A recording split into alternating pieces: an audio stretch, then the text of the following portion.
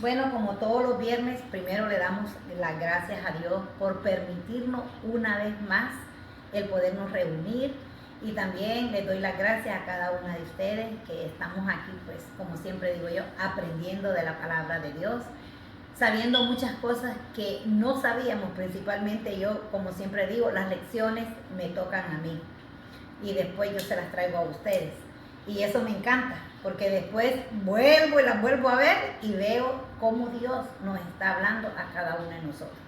Así que hoy el tema es un poquito durito, pero es bueno. ¿Cuántos de nosotros sabemos qué es la muerte? A veces cuando yo platico con alguien acerca de la muerte, es un tema que casi a nadie le gusta tocar. No le gusta ni tocar, ni de pensar. Digo yo, yo tuve una madre que siempre vimos en ella una mujer muy responsable, hasta para la muerte. ¿Por qué se lo digo?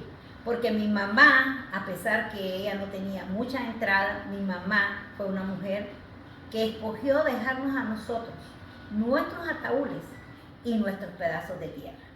Porque ella decía que la casa que es realmente segura es donde va a quedar nuestro cuerpo. Y yo de ella aprendí eso, y yo lo hice aquí también. Porque cuando ya vi que ya mis hijas vinieron, que ya tenía todos los... dije yo, bueno, voy a prepararme aquí. Y gracias a Dios les puedo decir que yo hoy por hoy, yo tengo también mi velorio, mi ataúd y mi pedazo de tierra donde voy a quedar.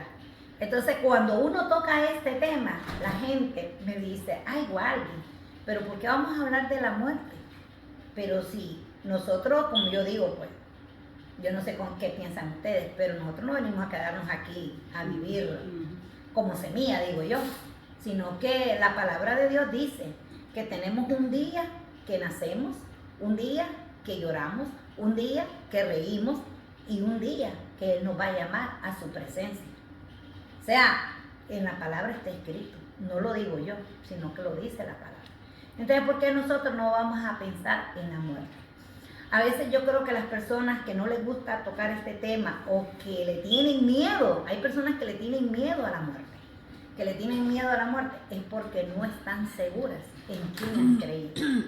Y por eso a mí me gustó este tema y se lo voy a explicar, y busqué qué es el significado de la muerte.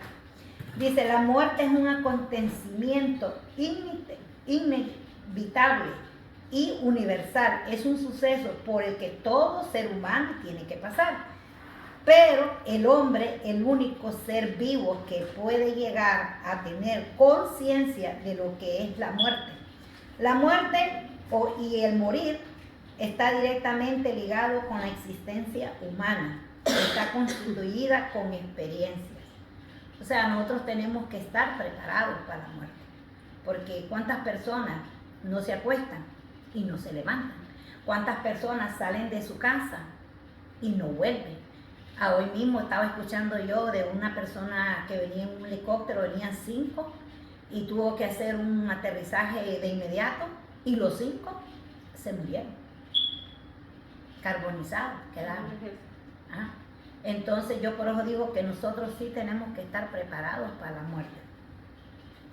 Y dice, la escritura habla de 3 clases de muerte: la muerte física, la muerte espiritual y la segunda muerte eterna. Yo les traje los 3 tópicos para irlos menuzando, y vamos a ver qué es la muerte física. Dice que la muerte física es cuando se separa el alma del cuerpo y constituye la transición del mundo visible al invisible. Para el creyente marca su entrada al paraíso, ya a la presencia de Cristo Jesús, y a la presencia de Cristo Jesús. Para el incrédulo, la muerte es su entrada al Hades. La muerte física no es el final de la existencia, sino solamente un cambio en el estado de existencia. Para el creyente, la muerte física es el efecto final del pecado y el último efecto del pecado a ser cancelado por la obra redentora de Cristo. Aunque todos los hombres mueren, esencialmente para el creyente la muerte y resurrección de Cristo le robó la muerte su aguijón, mas aún el creyente puede declarar triunfantemente que para el morir es ganancia. Yo me acuerdo que hay un versículo bonito que dice Pablo, que para él el morir era ganancia. Ahora dice aquí, les traje unos cuantos versículos porque hoy sí los quise traer. Dice en 2 de Corintios 5, 8, dice, pero confiamos y más quisiéramos estar ausente del cuerpo y presente al Señor. Después dice Filipenses del 1:23, porque de ambas cosas estoy puesto en estrecho, teniendo deseo de partir y estar con Cristo, lo cual es mucho mejor. Después dice Lucas 16, 22-23, y aconteció que murió el mendigo y fue llevado por los ángeles al seno de Abraham. Y murió también el rico y fue sepultado en el Hades. Alzó sus ojos estando en tormentos y vio de lejos a Abraham y a Lázaro en su seno.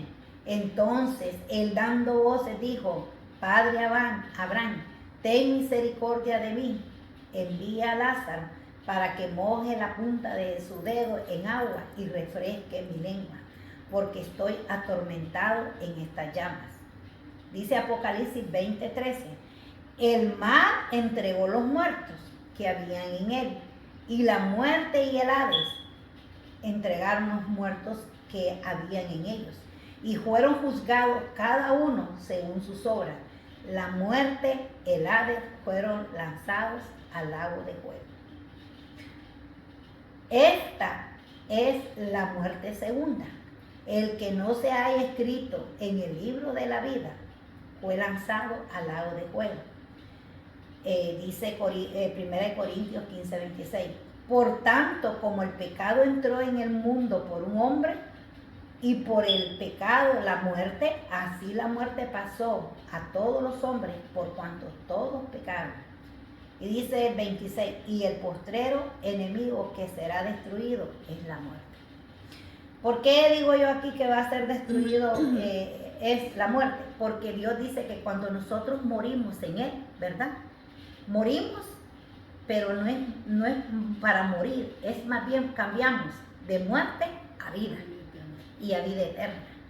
O sea que toda la persona que está caminando, que es creyente de verdad, que cumple la palabra de Dios, va a ir a vida eterna. Mas el que no será echado al lago de fuego. A veces hay personas que a veces discuten y dicen que eso no es así. Y yo digo que si la palabra lo dice, yo lo creo, ¿verdad? Nosotros no podemos ir contra la palabra, porque la palabra dice que solo hay un cielo y un infierno, no hay purgatorio. Porque si hubiera purgatorio, todos nosotros dijéramos, bueno, hay una segunda oportunidad ahí que Dios... No, porque dice aquí que el Lázaro rico le pedía, ¿verdad?, a Abraham, que le dijera a Lázaro, que era el mendigo, que tocara el agua para mojarle en que sea su lengua. O sea, que sí, hay ya eso. La muerte espiritual. Dice que la muerte espiritual es la separación de Dios, tanto en este mundo como en el mundo venidero. Por ejemplo, Adán dice que murió como resultado de su desobediencia de acuerdo con la advertencia de Dios. Porque el día que tú comas de ese día morirás. Sin embargo, su muerte, aquí explica, excluía del jardín, no consistió en su muerte física, inmediata. Pese a que su estado de mortalidad comenzó, su muerte fue muerte espiritual. A veces cuando nosotros nos apartamos de Dios, caemos en esa muerte espiritual. O sea, nos unimos al pecado. Y como Dios dice, yo amo al pecador, mas no amo su pecado. Entonces dice aquí,